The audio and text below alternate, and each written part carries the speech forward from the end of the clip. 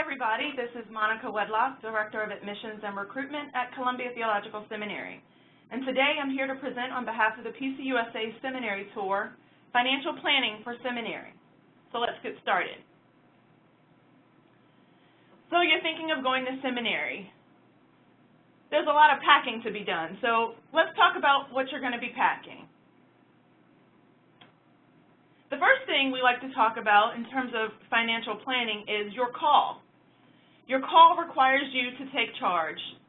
So probably in this moment you're doing a lot of exploring and planning, but figuring out what actions to take and taking responsibility for your ministry.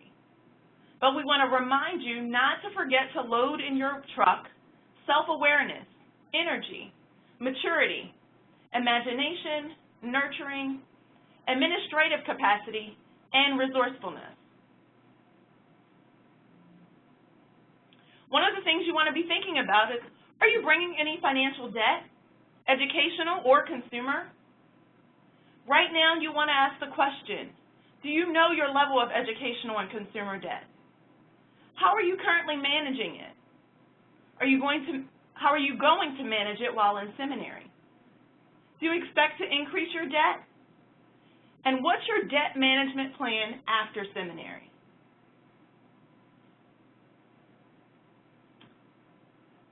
In this process, you want to begin to build some rules for building and managing a stewardship spending plan. Most importantly at this point is to assess your current financial situation. It's never too early to begin to develop a realistic budget. Determine the difference between what you want and what you actually need, and begin living on your needs with an occasional want here or there. Don't spend more than your income, pay your bills on time, and use credit wisely. I know these sound like normal things that everyone should be doing, but you want to take special care right now as you're planning this journey towards ministry. How about some financial survival tips as you get ready? Cut up all but one credit card. Use that credit card for emergency use only. Or freeze it and put it in an ice cube tray. That way, it's not easily accessible to you, and you'll actually have to stop and think about your purchase before you can make it. Pay off all of your consumer debt, so as much as possible before you come to seminary. Try to stick to that budget we just discussed. Track any discretionary spending. How much are you eating out versus buying groceries? How much are you shopping? And is your shopping needs or is your shopping wants? Plan to live simply and practice before you come. Investigate health insurance options.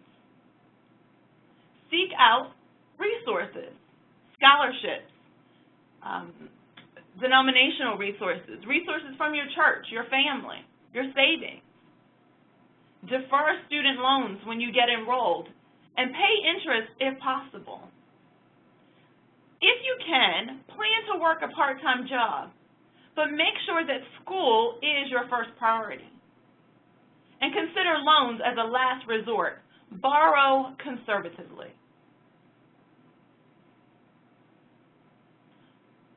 So what does it really cost to attend seminary? Well, most of us think about our tuition and our books, maybe even our housing costs and food, but what about out-of-pocket expenses? Those things like moving, if you're moving from one city to the next or one state across the country. Other kinds of books, laptops, those kinds of things that you might need, new software. Think about the opportunity costs. What are you giving up so that you can attend seminary? If you're leaving a job or you were about to have a potential job, those things you'll be giving up to come to school. And never forget to think about the loans, your accrued and your capitalized interest. How much are you going to be paying on the money that you're borrowing? As I talked about before, begin developing your plan, your budget sheet for stewardship planning. On one side, list your resources, which includes all of your earnings, your scholarships from the seminary you're going to attend, as well as outside organizations. Look at your gifts. Ask your home church, your family, your friends. Think about loans wisely and the potential for work study. And on the other side, list all of your expenses: tuitions, fees, books, supplies, housing, utilities, insurance, health and auto maintenance, child care, any kind of miscellaneous expenses, and then out-of-pocket costs like medical and dental. Know that the seminaries work in partnership with you to avoid unreasonable debt. But we recognize it takes two. You, as the one who God has called into ministry, must begin to look for resources. Consider applying for scholarships and institutional-based aid. Complete the FAFSA in a timely manner, and make sure that whatever application you're filling, you've provided all of the appropriate documentation. Know your level of debt, including educational debt. There's a website here that you can go to. Just put in your Social Security number, and you can see your level of debt right now. And it's never too early to start managing your debt. And on our end, as the seminaries, we promise to keep you informed, to inform you about our resources, to inform you about your level of eligibility, to maybe even warn you when we think a choice might not be the best choice for you, to even inform you when we hear about outside scholarships and opportunities, and to encourage you to apply. We here at the seminary assess your eligibility for our scholarships and our need-based aid, and we'll hold your hand and support you as you go and be resourceful.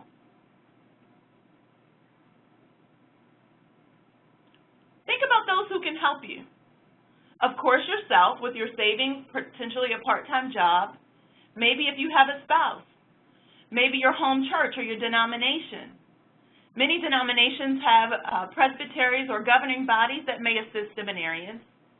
As a PCUSA individual or student, you have the opportunity of the Presbyterian Study Grant.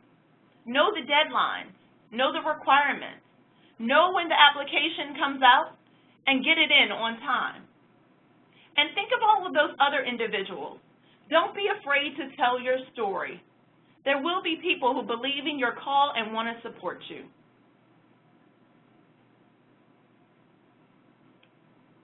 Everyone loves scholarships, and many of our seminaries provide scholarships for our entering basic degree students. You want to research each seminary's offerings and their criteria. Know if the scholarship is renewable each year and what you need to be eligible for that renewal, or if it's only a one-time award and you're going to have to look for other resources later on. Find out if an additional application is required for scholarships beyond the regular application process. Absolutely beware of application deadlines. Can you reapply if you're not awarded upon entering seminary? Many scholarships you're not able to do so. So you want to be proactive in getting your paperwork in on time. And perhaps you're not awarded a scholarship. Be sure to have a plan B. Know what the scholarship covers and what it doesn't. Think about other resources, foundations, surprises, those gifts that you may get, other scholarships. One great source is looking at the Fund for Theological Education's Fund Finder. Federal direct loans, but again, we say those are last resort. And I want to remind you that there are no more unsubsidized loans. Try Catalog 6, you can Google it. And leave no stone unturned. Seminary is your first opportunity to learn fundraising skills. If you're considering a federal loan, know what you need for a year. Know why you need the money. Never take more than you need. Know the interest rate associated with that loan. Right now it's 6.8%. Know what the loan will cost you, not just the amount that you're taking out, but over the long run when interest is calculated. Be clear about the amount to be repaid, when you'll have to repay it, and how you'll have to repay it. Be sure to pay on time and contact your lender for other options. If a loan is a part of your plan, again, we clearly want you to know your current debt load. Make a plan for managing your current debt. Know the implications that debt has on your future plans. If you take out a certain amount and your payback, let's say, is $500 a month, then you'll have to plan that in your budget going forward once you get a job. Know what the church's position is on debt. Sometimes churches are fearful of hiring pastors or other leaders because they may not be able to pay them enough. And so your level of debt may be a problem. Know why you need a loan and the amount of loan you require. And never, ever, ever take more than you need. As you're planning for the loan, consider a separate account for the loan funds so that you can be clear to track your spending and know the total picture. So let's look at the picture. Here are two instances of a student. The first, here on the left, is a student who comes in already having accumulated $24,000 in debt. After their first year of seminary, they take out the full eligibility of loan money, $20,500. They do the same for the next 2 years to finish their degree, and their total loan amount at this point is $85,500. If you calculate 6.8% of interest on that loan, they'll be paying another $32,000 in interest for a total cost of loans of $118,000 and a monthly payment over 10 years of $983. Let's look at that same student on the right side who comes in with that same $24,000 in loans, but instead they only take $8,500 for the 3 years of their studies. Their total loan amount at the end of their studies is $49,500.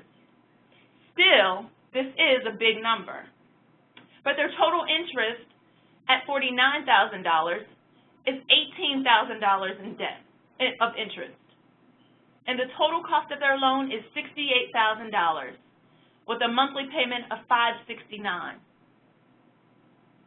Only you can control this picture.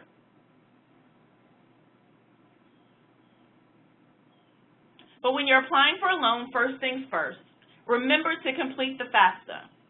The website to do so is www.fafsa.ed.gov. And know the school code for the schools that you're applying to, or be willing to contact the financial aid office. And one important note is you must have health insurance. I know you're wondering, why is health insurance important? We'll get right back to that. Just a couple of things on the FAFSA. You'll need a pen when you apply. To complete the FAFSA, you'll need to read all of the instructions in advance so that you will have everything you need at hand. And once you've completed the FAFSA, the seminary will be able to receive your student report called an ICER. Don't make these mistakes. Know that once you're a graduate student, you're now considered independent. So do not include any information on your FAFSA about your parents. Don't enter the wrong amount of taxes paid. Enter what's shown on your federal income tax form. Don't confuse your adjusted gross income with total income. And don't leave any fields blank. Either enter a 0 or not applicable. So back to the question about health insurance. To go to seminary, or any school for that matter, health insurance is required. But in this case, you also want to budget. Consider the cost as you're budgeting up front. Look for the different resources that you have. The American College of Student Association, the Board of Pensions for the Presbyterian students who are inquirers or candidates. Does your seminary offer a student plan? Do your own research to find the best plan and rates for you. And consider how you might work off your debt. In some cases, after seminary or after graduate school, you might consider going to teach full-time in a designated low-income school, or consider the Peace Corps, working for a hospital, Army, National Guard, state government agencies, other employers. Consider a loan repayment assistance program or AmeriCorps. All of these resources may be available to you to help you decrease your debt in the long run. And know that we depend on you to repay your loan as agreed. When you get out of seminary and your payment, it gets kind of hard to pay your payment and your payment is late, the seminary is asked to provide your current contact information. If you default, it impacts the borrowers who come behind you. Loan fees and rebates are impacted by student repayment patterns. And if a default rate is high enough at a seminary, the seminary could be denied the program, participating in the program. Remember that we're here to help. We provide financial assistance in the form of scholarships, need-based institutional aid, support in your search for designated scholarships, federal work-study jobs when available, and as a last resort, federal direct loans. And finally, be wise and faithful to yourself. Manage your debt. Appreciate your support and know that you are not in your quest alone. Be willing to ask questions, even the tough ones. Only you can determine what your journey will look like when it's time to answer your call. Feel free today, if you have questions, to gather more information on the Seminary Tour website. And for information regarding financial assistance through the Presbyterian Church USA, please feel free to go to www.presbyterianmission.org/ministries/financial aid. Thank you, and have a great day.